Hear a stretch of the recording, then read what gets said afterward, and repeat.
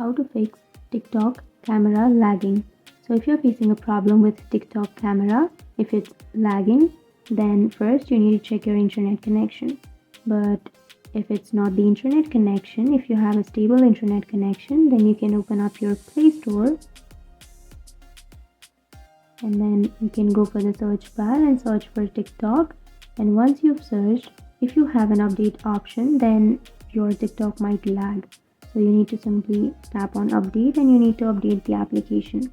But if it's not the update, then you can open up your settings,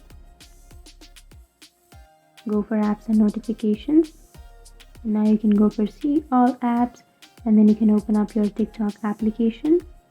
And once you open your TikTok on your settings, you can go for storage and cache. And now you can tap on clear cache. And once you've cleared all of your cache on your TikTok, now your TikTok might run smoothly. But if that still doesn't fix your problem, then you can simply tap on hold on to that power button so that you will get a restart option. And after restarting, your problem might be fixed. So that's it. These were the few fixes. And if you have any questions, feel free to comment below. Thanks for watching.